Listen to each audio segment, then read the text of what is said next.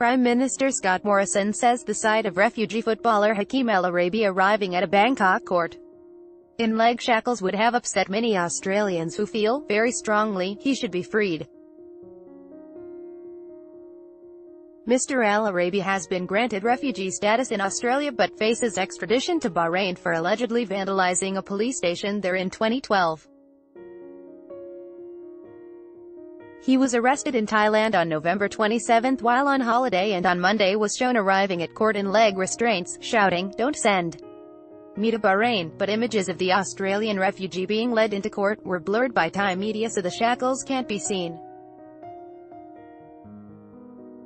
Mr. Morrison on Tuesday night said on Sky News he had received a reply to his letter to Thai Prime Minister Prayuth Chan-o-cha calling for the Melbourne-based soccer player to be sent back to Australia. "I've written to him again, because I was very disturbed at the appearance of Hakeem at the hearing the other day. He was shackled and I thought that was very upsetting and I know it would have upset many Australians," Mr. Morrison said. "I'm respectfully reminding the Thai Prime Minister that Australians feel very strongly about this, very strongly." Mr. al-Araibi was sentenced to 10 years jail in absentia by Bahrain, but denies he was involved in any vandalism. The head of Thailand's prisons has defended the decision to send Mr. al-Araibi to court in leg chains, which has also sparked outrage in Thailand over his medieval treatment.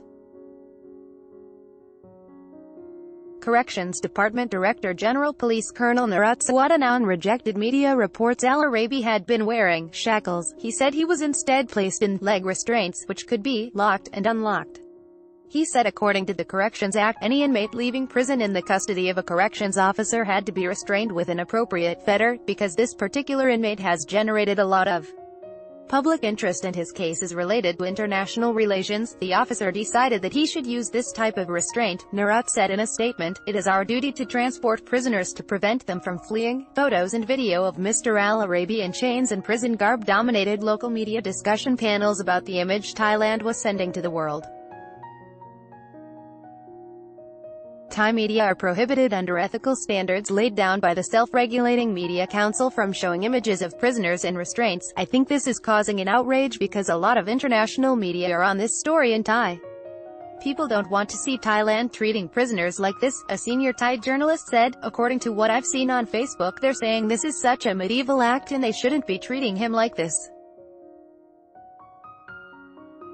It's embarrassing that this image has to be shown to the world." Dan Thong Breen from the Union of Civil Liberties said the image of Mr. al-Araibi in chains was appalling and went against all rules on the treatment of prisoners. "The person has not been found guilty by a court," he said. "They should be presented in their ordinary clothes, not in shackles in the court. It presents him as a criminal." Mr. al-Araibi will be in custody for at least another 5 weeks with pre-trial hearings scheduled for April 22 in the Bangkok Criminal Court.